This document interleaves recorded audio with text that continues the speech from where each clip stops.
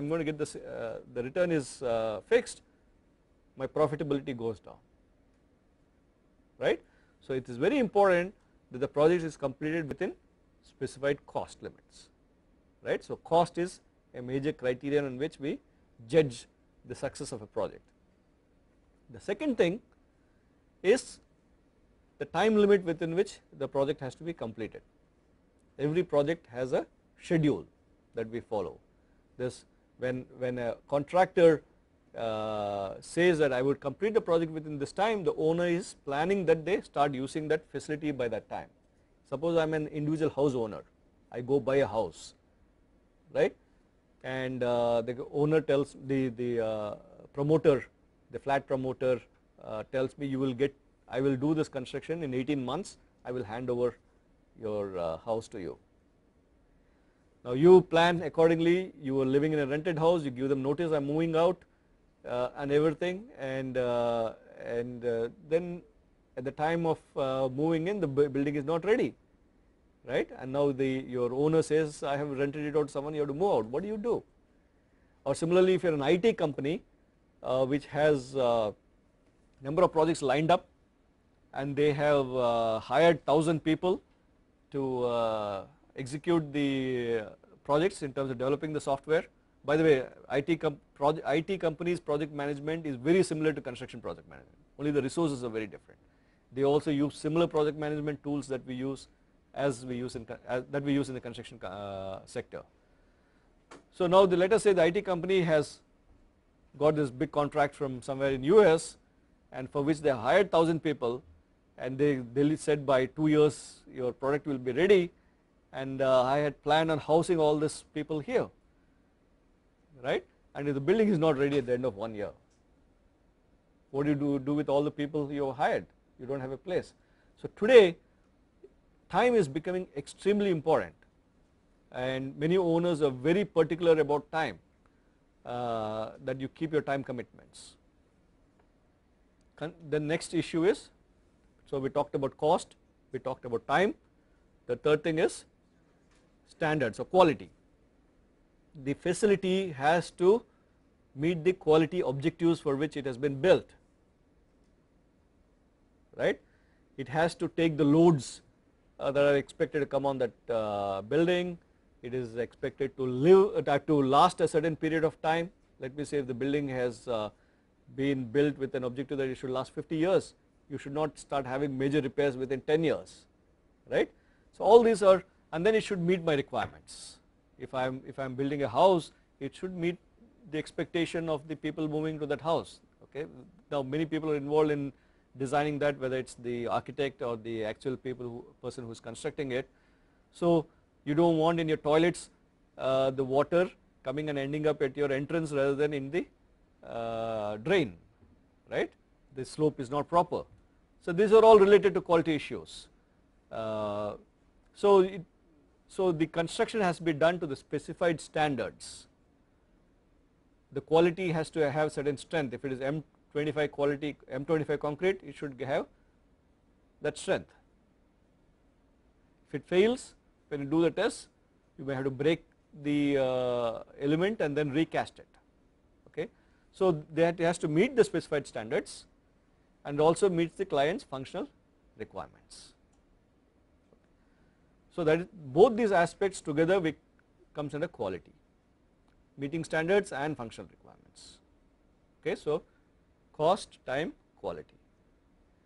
Now today if you take the paper, if you are reading papers every day, you will find at least once a week you will find that some construction site in Chennai someone has died, they have fallen.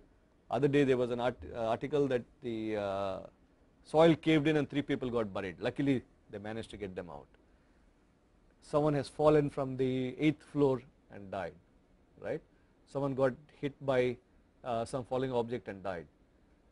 And when we are building these facilities, it is important that we take care of the health and safety of the people involved in that project, right.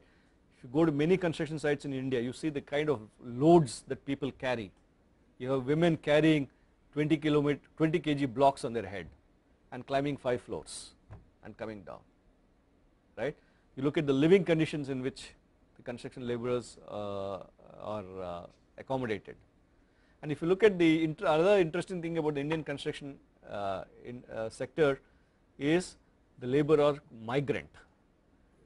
If you go to Chennai, any construction site in Chennai, any major construction site in Chennai, and you take a quick survey of the percentage of workers from Tamil Nadu, would you guess how much would be the percentage? 10%?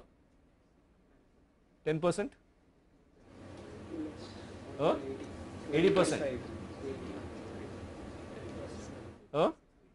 He is correct, it is less than 10%. Other day I was at the site, was less than 5%. Most of the laborers are coming from West Bengal, Bihar, Orissa, Chhattisgarh, and these people are coming from those places, living here with their families, right, for a living. So it is important that the health is taken care of, and more important, safety of the people involved in the construction, safety of people moving around the construction site, all this is very important. And internationally, if you see, safety is today given as much a role in terms of how successful a project is as time, cost and quality.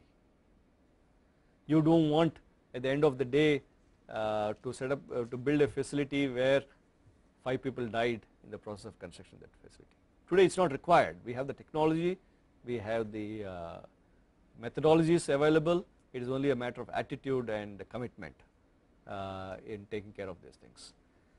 And then, so preservation of health and safety is very important, and every big construction project today gives a lot of emphasis to it in terms of helmets, in terms of shoes, in terms of belts that prevent you from falls and so on. And at the end of the project you do not want to come out fighting, right. Construction is a very adversarial setup. What does the owner want out of the facility? They want the best quality at the cheapest price and as fast as possible. What does the contractor want? Maximum profit, right. The contractor is there to make money, so their objective is maximum profit and meet the quality requirements, right. So now you have this environment where you have these two organizations that have come together with totally diverse objectives. One side the owner wants lowest cost, best quality.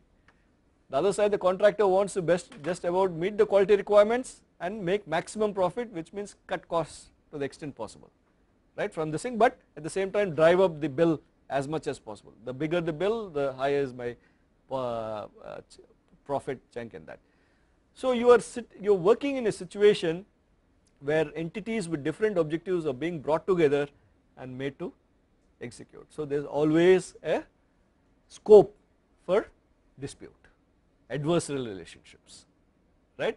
Unless this is properly managed in terms of having a good contract between the parties, in terms of building relationships among the parties, in terms of transparency among the parties involved, you are going to have disputes.